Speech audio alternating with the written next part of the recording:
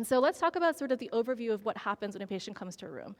So, I'm the paramedic, I bring in my patient, and I give my report. Generally, maybe 15, 20 seconds. Try really hard to listen. And then normally, if the patient is awake, and they're moving them from the stretcher onto my gurney, I'll be like, hey, my name's Dr. Wu, I'll be assessing you. Try to give them a quick idea of what's happening, because it's a lot of people, a lot of hubbub.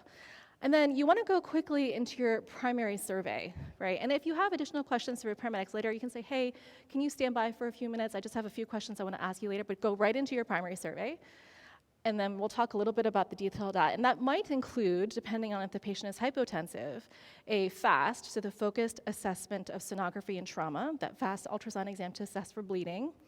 And then you want to go next to sort of log rolling the patient, checking the back, right? So getting them off the backboard, maybe a rectal exam, which we'll talk about,